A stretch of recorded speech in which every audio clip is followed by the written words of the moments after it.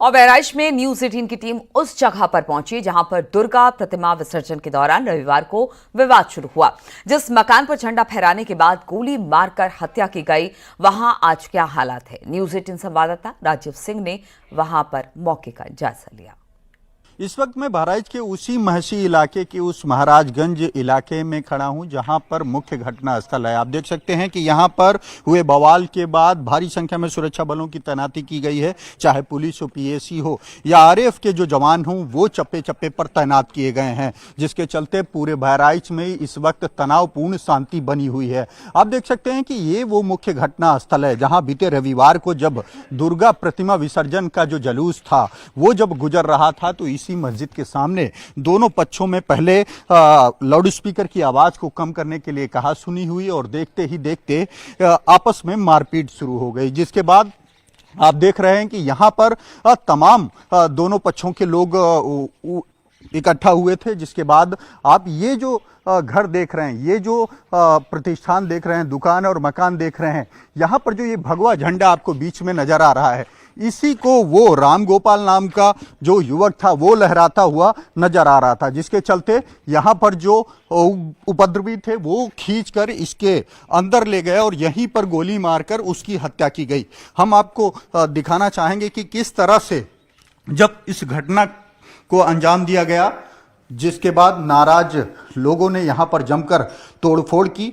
बताया जाता है, दावा किया जाता है कि पुलिस उस वक्त जब रामगोपाल इस घर में फंसा तो यहां पर अन्य लोगों को आने से, घुसने से रोका, जिसके चलते यहां से उसे निकालने में दिक्कत हुई। आप देख सकते हैं कि ये वो जगह है जहां पर इस पूरे घटना को अंजाम दिया गया था। यहीं पर रामगोपाल पहुंचा था और हम आपको ऊपर ले चलेंगे। ये आप देख सकते हैं कि ये वही जीना है जहां पर रामगोपाल पहुंचा हुआ था, जहां पर उसकी हत्या की गई। आप देख सकते हैं कि लगातार जो कांच की बॉटल्स हैं, आप देख सकते हैं कि तमाम यहां पर तबाही के निशान और हमले के निशान आपको नजर आएंगे। आप देख सकते हैं कि इसी छत पर रामगोपाल चढ़ा था, ये वही घर था। यहाँ पर आप देख सकते हैं कि यहाँ से फायर किया गया था। जो युवक दिख रहे थे उनके हाथ में बंदूक थी, पत्थर थे, और आप तमाम यहाँ पर देख रहे हैं वो ब्लड गिरा हुआ है, वो ब्लड गिरा हुआ है जहाँ पर उसकी हत्या की गई। जिसके बाद उसके साथियों ने जब उसको इस जीने के थ्रू उतारने की कोशिश की गई तो उस वक्त भी उस पर पथराव किया गया। आप देख सकते हैं कि हर एक छत पर आपको जो कांच की बोतल्स हैं वो नजर आएंगी, जिनसे हमला किया गया।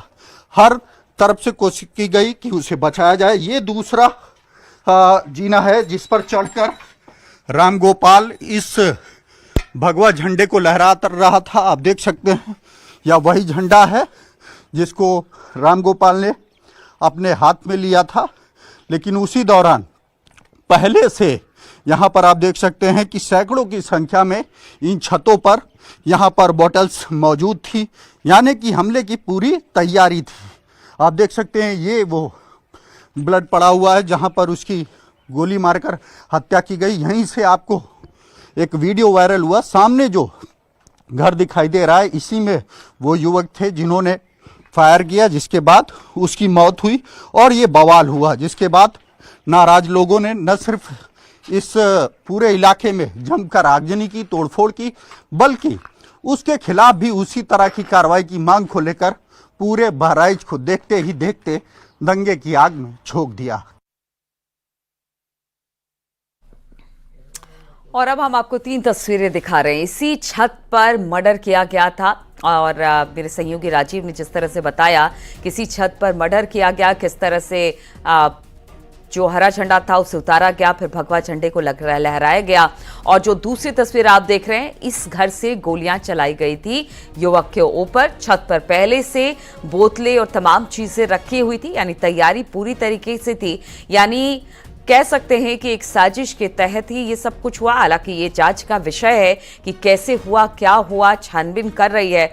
और मुख्यमंत्री ने भी कहा है कि इसमें जो भी संलिप्त पाया जाएगा उनको छोड़ा नहीं जाएगा, उनको बख्शा नहीं जाएगा। लेकिन इन 3 तस्वीरों से बहराइच में जिस तरह से बवाल मचा, उससे स्पष्ट हो जाता है कि उस दिन, उस वक्त, उस छत पर क्या कुछ हुआ था। तो मर्डर इस छत पर हुआ था और युवक चढ़ा था इस छत पर भगवा लहराने के लिए, लेकिन तभी नीचे से उसे निशाना बनाया गया और फिर उसे गोली मार दी गई।